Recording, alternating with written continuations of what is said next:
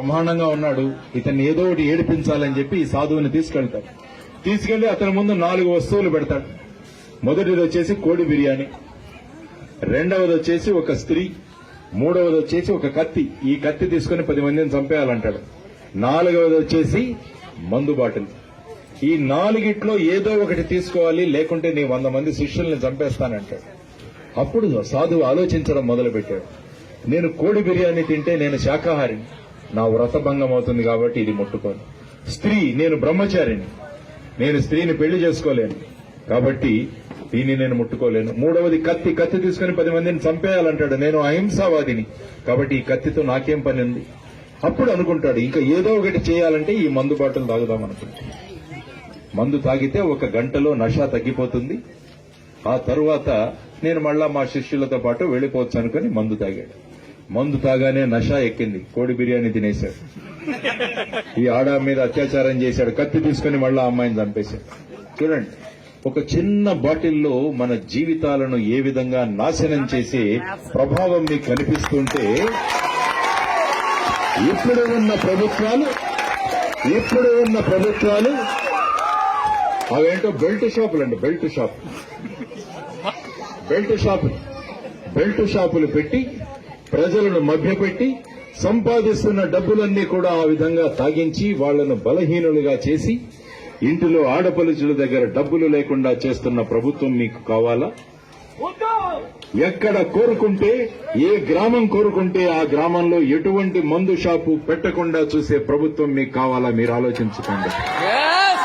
ఆ ప్రభుత్వం జనసేన ప్రభుత్వం తీసుకురాబోతుంది అని మీకు తెలియజేస్తున్నాను.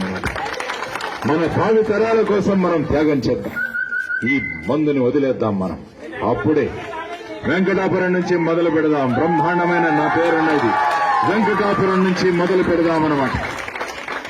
ఇప్పుడు డబ్బులు ఇవ్వడానికి వస్తారు మీ దగ్గర. 2000 ఇస్తాం, 5000 ఇస్తాం, అందరూ రెడీగా ఉంటారు. వీళ్ళు ఎందుకు ఇస్తారంటే మీకు రేపు మీరు మాట్లాడకూడదు. వాళ్ళు ఏం చేసినా కూడా మీరు మాట్లాడే శక్తిని మీరు కోల్పోతారనమాట. వెళ్లి ఏంటండి ఇలా జరుగుతుందంటే ఆ ఎమ్మెల్యే అంటాడు, ఎరా 2000 డబ్బులు తీసుకున్నావు ఎలక్షన్లో, ఇప్పుడు గొంతు వస్తుందా నీకు అని అడుగుతాడు. దాంట్లో మనం సైలెంట్, నోరు మూసుకోవాలి వస్తుంది. కానీ జనసేన ఏం కోరుతుందంటే ప్రతి ఒక్కరూ కూడా ప్రశ్నించాలి అన్నది మా జనసేన తత్వం. అన్యాయం జరుగుతుంటే దాని గురించి ప్రశ్నించే సమాజాన్ని తయారు చేయాలన్నది Janasena, CPI, CPM, Bahujan Samaj party లక్ష్యం అన్నమాట. ఆ లక్ష్య సాధనలో మేము ముందుకు వెళుతున్నాం. ఈ ఏప్రిల్ 11న ఒక పర్వదినం, మన జీవితంలో మార్పు తెచ్చే ఒక రోజు. ఆ రోజు కోసం మనం ఎదురు చూడాలి. ఆ రోజు ఉదయాన్నే లేచి పోలింగ్ బూత్ కి ఖచ్చితంగా వెళ్లాలి. మనతో పాటు మన చుట్టుపక్కల ఉన్న వాళ్ళని కూడా తీసుకువెళ్లగలగాలి. ప్రతి ఒక్కరూ ఓటు వేయగలగాలి. అక్కడ 2 బూతులుంటాయి. ఒకటి అసెంబ్లీకి, రెండవది పార్లమెంటు, లోక్సభకి. ఈవీఎం మెషిన్లు ఉంటాయి. ఈ మధ్య మీకు తెలిసింది, లాస్ట్ టైం కూడా మీకు అనుభవం ఉంది దాంట్లో. మొదటి ఓటర్లకు చెప్తున్నా, అసెంబ్లీకి వెళ్లగానే అక్కడ కంకి కొడవలి గుర్తుంటుంది. ఎవరి గుర్తుంది? మన జె సత్యనారాయణ మూర్తి గారిది అనమాట ఇది. కాబట్టి అసెంబ్లీలో మన చెయ్యి కంకి కొడవలి గుర్తు మీద మనం వేయబోతున్నాం అన్నమాట. ఆ తర్వాత మీరు పార్లమెంటు దీనికి వస్తారు. అక్కడ కూడా ఒక మెషిన్ ఉంటుంది. ఈసారి ఏంటంటే మా ఫోటోలు కూడా ఉంటాయి అక్కడ. కాబట్టి జాగ్రత్తగా చూసుకోండి మమ్మల్ని. మా ఫోటోలు కూడా ఉంటాయి అక్కడ. కాబట్టి ఈసారి ఎటువంటి మామూలుగా ఏం చేస్తుంటారంటే లక్ష్మీనారాయణ అనగానే ఇంకొక 2 లక్ష్మీనారాయణలతో అక్కడ నామినేషన్ వేయిస్తారు. అంటే ప్రజల్లో కన్ఫ్యూజన్ క్రియేట్ చేస్తారనమాట, ఏ లక్ష్మీనారాయణకు వేయాలి అని. అందుకని ఎలక్షన్ కమిషన్ ఈసారి ఫోటోలు కూడా అక్కడ పెట్టబోతోంది. మన ఎన్నికల చిహ్నం కూడా ఉండబోతుంది.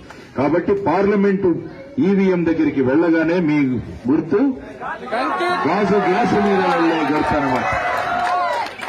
ఎవరో మొన్న నన్ను అడిగారు, సార్ గాజు గ్లాస్ ఎందుకు తీసుకున్నారు పవన్ కళ్యాణ్ గారు అంటే నేను చెప్పాను వాళ్ళకి, ఎలక్షన్లు సింబల్ ఇచ్చేటప్పుడు ఎలక్షన్ కమిషన్ పిలుస్తుంది ఢిల్లీకి.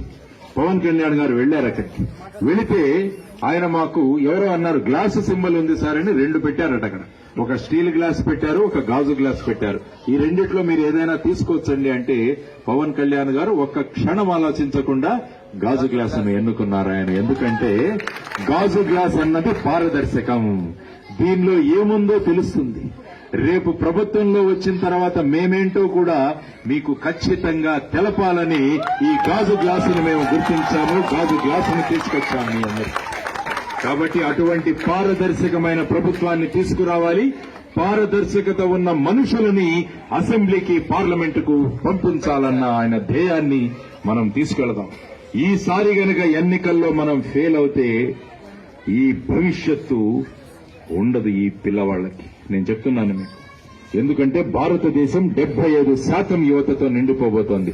మరి మీకు ఉద్యోగాలు లేకుంటే ఏం చేస్తారు మీరు? ఏ విధమైన భవిష్యత్తు మీకు ఉండబోతోంది? ఫ్యాక్టరీలు రావట్లేదు, ఉద్యోగాలు రావట్లేదు.